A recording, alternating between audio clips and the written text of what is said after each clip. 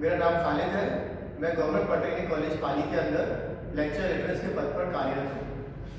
आज हमारा टॉपिक हमारा am modulation using envelope detector. पिछले लेक्चर में हमने पढ़ा था एएम का और एफएम का रिसीवर। उसमें देखा था किस तरह से हम एंटीना सिग्नल को रिसीव करते हैं।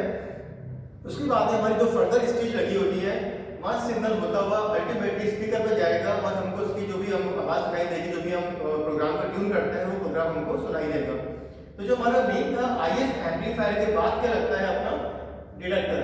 अगर वो एफएम रिसीवर होगा तो लगाएंगे हम एफएम मॉड्यूलेटर और हो सकते हैं एफएम मॉड्यूलेटर। और अगर हमारा सुपर हेटेरोडाइन एएम रिसीवर होगा जो हमने लास्ट लेक्चर के अंदर पढ़ा था, तो उसके अंदर लगाएंगे हम एएम मॉड्यूलेटर। अब एएम मॉड्यूलेटर भी तरह के होते हैं, पोर्टेबल मॉड्यूलेटर भी होता है और सिंपलेस्ट जो होता है सबसे इजी वो कहलाता है एनवेलप डिटेक्टर, एनवेलप मॉड्यूलेटर। तो आज की हम वर्किंग को समझेंगे वो कैसे काम करता है और काफी इजी है, इसको आप प्रैक्टिकली बना के इसको परफॉर्म भी कर सकते हैं। जैसा कि आप देखेंगे बना रखा है सर्किट डायग्राम एनवेलप डिटेक्टर का। इसके अंदर बेसिकली इसे तीन कंपोनेंट्स लगते हैं। पहला है डी मतलब डायोड, सी कैपेसिटेंस और आर अपना लगा है रेजिस्टेंस। जो भी इनकी वैल्यू होगी उसको हम सेट करेंगे, आगे देखेंगे इनकी आर और सी की वैल्यू का क्या सिग्निफिकेंस है। तो इसका काम क्या है, इसके इनपुट में हम जो आपने देखा था अपने रिसीवर के अंदर इसके जो डिटेक्टर के पहले लगा होता है ब्लॉक वो कहलाता है आईएफ सेक्शन। तो वहां से जो अपने पास सिग्नल मिलेगा अपन को वो मिलेगा अपन को एम्पलीट्यूड मॉड्यूलेटेड सिग्नल, जो यहाँ पे डायग्राम के अंदर दिखा रखा है। इस सर्किट का काम क्या होगा, वो इस सिग्नल को डीमॉड्यूलेट करेगा। क्या मीनिंग होता है डीमॉड्यूलेशन का, कि मॉड्यूलेटेड सिग्नल में से वापस अपना ओरिजिनल मॉड्यूलेटिंग सिग्नल को रिकवर करना। तो वो यहाँ से रिकवर होगा और आउटपुट के अंदर देखेंगे आप कि आपको वापस आपका सिग्नल डीमॉड्यूलेशन होके जो कि हमारा ओरिजिनल सिग्नल था वो आप यहाँ पे हमको मिल जाएगा वाला। कैसे मिलता है वो भी आप समझेंगे इसके अंदर हम। ये आप देखेंगे आपने यहाँ पे डायोड लगा हुआ है। डायोड का आप जानते हैं डायोड की दो वर्किंग कंडीशन होती है, फॉरवर्ड बायस और रिवर्स बायस। जब भी अपने डायोड का जो ये कहलाता है डायोड का पी मतलब एनोड और ये कहलाता है कैथोड। जब भी हमारे डायोड का एनोड मोर पॉजिटिव होगा कैथोड के कंपेयर के अंदर, तब हमारा डायोड फॉरवर्ड बायस होगा और उस कंडीशन पे ये काम करेगा in the form of close switch. और जब भी हमारा डायोड का जो पी है एनोड है वो कैथोड के कंपेयर में नेगेटिव होगा, उस केस में डायोड हमारा कहलाएगा रिवर्स बायस और वो काम करेगा in the form of open switch. तो ये हो जाएगा फॉरवर्ड बायस, उस केस में काम करेगा in the form of close switch. और ये हो जाएगा रिवर्स बायस, इस केस में काम करेगा diode in the form of open switch. तो ये दो कंडीशंस इंपॉर्टेंट हैं इसकी वर्किंग को समझने के लिए। तो हम देखते हैं हम डायोड का स्टार्ट करते हैं किसी भी स्टेज के ऊपर। सपोज हमारी ये बना रखी है वेवफॉर्म, ये जो हमारी है एम्पलीट्यूड मॉड्यूलेटेड सिग्नल जो कि हम इस सर्किट के अंदर अप्लाई कर रहे हैं ना। अगर हम इसको स्टार्ट करते हैं इस वाले पॉइंट से, सपोज मैंने माना कि मेरी ये वोल्ट पे हमने स्टार्ट किया। इनिशियल के अंदर मेरे कैपेसिटेंस के अंदर कितना वोल्टेज है 0 वोल्ट और यहाँ पे हमारा इनपुट सिग्नल 0 से स्टार्ट हो रहा है। तो देखेंगे जब कैपेसिटेंस के अंदर वोल्टेज 0 है, यहाँ से हमारा सिग्नल स्टार्ट होगा तो ये मोर पॉजिटिव वोल्टेज कहाँ लगेगा डायोड के एनोड के ऊपर और डायोड काम करेगा in the form of close switch. तो क्लोज स्विच के अंदर काम करने से क्या होगा, जो डायोड अपना इनपुट एंड आउटपुट के अंदर कनेक्शन बनाएगा और इस तरह से हमारा स्विच की काम करेगा यहाँ पर। तो हमारा इनपुट जो भी होगा वो सीधे लगेगा डायोड के अंदर और कैपेसिटेंस के अंदर और कैपेसिटर की चार्जिंग स्टार्ट हो जाएगी इस इनपुट वोल्टेज से। तो आप देख सकते हैं यहाँ से किस तरह चार्जिंग हो रही है यहाँ पर। इनपुट वोल्टेज इंक्रीज होगा तो कैपेसिटेंस के अंदर वोल्टेज बढ़ेगा और इस वाले पॉइंट तक ये पॉइंट अपन ले लेते हैं सपोज पॉइंट P1। तो P1 पॉइंट तक क्या होगा हमारा, इसको आप V1 कर लेते हैं V1। तो V1 वोल्ट तक क्या होगा हमारा कैपेसिटेंस की चार्जिंग होगी और कैपेसिटर वोल्ट कितना हो जाएगा इसके अंदर वोल्टेज V1। अब V1 पॉइंट के बाद आप देखेंगे कि अपना इनपुट वोल्टेज था वो कम होना शुरू हो गया। इनपुट वोल्टेज कहां पे लग रहा है डायोड के एनोड के ऊपर। ये बार डायोड का एनोड था। तो अब इनपुट वोल्ट इसके कैथोड पे कौन सा वोल्ट लग रहा है, जो कैपेसिटेंस के अंदर वोल्टेज है वो कितना है V1 वोल्टेज और इनपुट के अंदर वोल्टेज क्या हो रहा है डाउन हो रहा है। तो कैथोड क्या हो जाएगा हमारा more positive as compare to anode और उस केस में क्या हो जाएगा डायोड काम करेगा in the form of reverse bias मतलब ओपन स्विच। अब हमारा डायोड ओपन हो गया है नाउ इनपुट एंड आउटपुट के अंदर कोई कनेक्शन नहीं है, तो कैपेसिटेंस की चार्जिंग अब बंद हो जाएगी और कैपेसिटर के अंदर चार्ज था वो स्टोर रहेगा। यहाँ पे कितना चार्ज था, V1 चार्ज स्टोर हो गया यहाँ पर। अब आप देखेंगे इसके अंदर कि इसको अब कैपेसिटेंस के अंदर वोल्टेज को डिस्चार्जिंग पाथ एक ही मिलेगा और वो होगा via resistance R1। Capacity charging होगी लेकिन कैपेसिटेंस की डिस्चार्जिंग होगी वो काफी कम होगी और वो इतना आप मेंटेन करेंगे रेजिस्टेंस की वैल्यू को कि इन बिटवीन जो डिस्चार्जिंग हो रही है वो काफी कम हो। तो कैपेसिटर वोल्टेज क्या होगा, डिस्चार्ज होगा, आपसे ज्यादा चार्ज हो चुका था, अब डिस्चार्ज होगा लाइक दिस। डिस्चार्जिंग कब तक होगी, जब तक कि मेरा इनपुट वोल्टेज आएगा 0, फिर मोस्ट नेगेटिव साइकिल में जाएगा, फिर वापस 0 होगा, फिर आएगा इस पॉइंट पर। इस वाले पॉइंट के बाद में क्या होगा, हमारा कैपेसिटर वोल्टेज कितना हो चुका है, ये वोल्ट वैल्यू है और इनपुट वोल्टेज वापस इंक्रीज हो रहा है।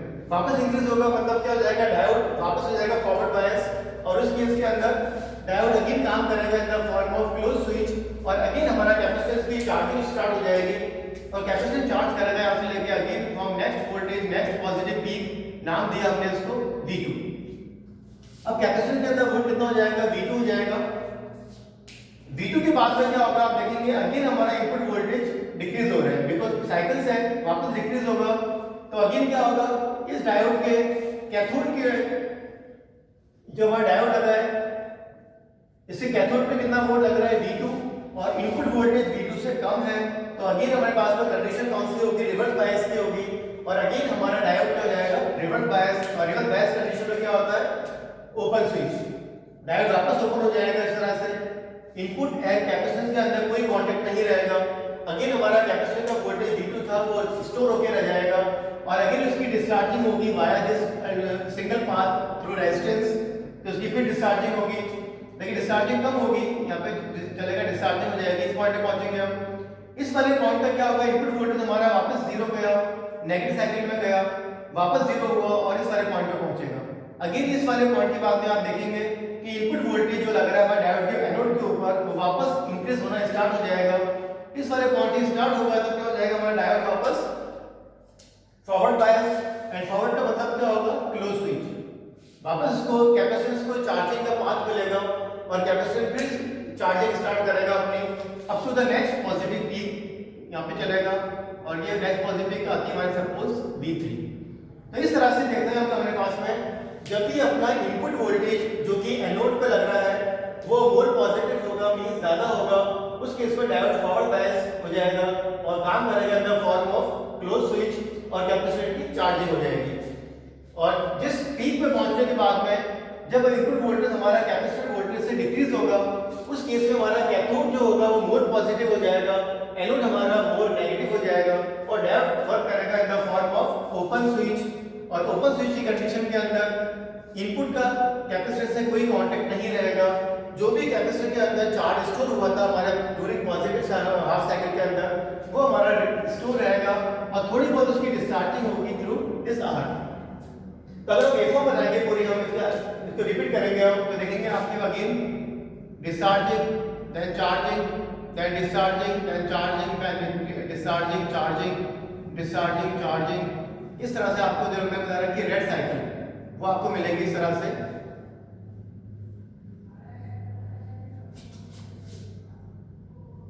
ये वेवफॉर्म आपको मिल जाएगी जो हमने लिखा रखी है रेड वाली, चार्जिंग डिस्चार्जिंग चार्जिंग डिस्चार्जिंग। इस तरह से हमारे वेवफॉर्म मिल जाएगा हमारे कैपेसिटेंस के अंदर आउटपुट पे। तो ये बेसिकली वेवफॉर्म कौन सी है जो बता रखी है हमने रेड वाली, ये है actual voltage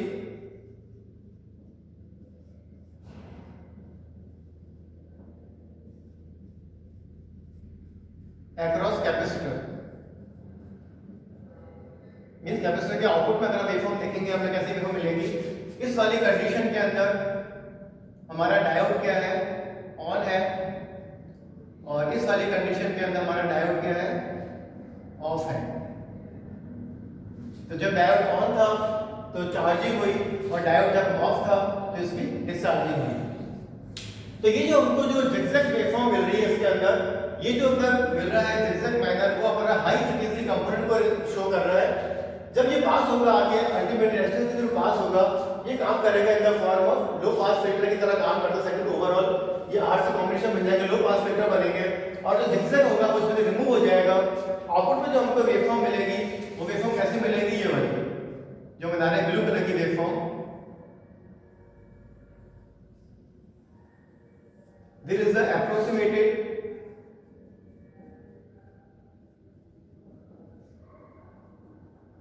output of the envelope detector।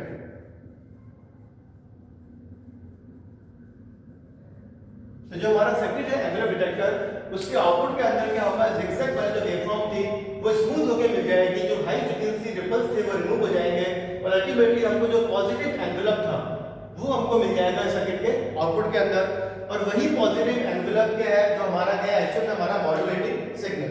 तो देखा किस तरह से हमारा एनवेलप डिटेक्टर इस एडिटिव मॉड्यूलेट का डीमॉड्यूलेशन करेगा और आउटपुट में हमको जो हमारा ओरिजिनल एनवेलप था मीन जो हमारा एक्चुअल मॉड्यूलेटिंग सिग्नल था वो हमको इसके आउटपुट के अंदर मिल जाएगा।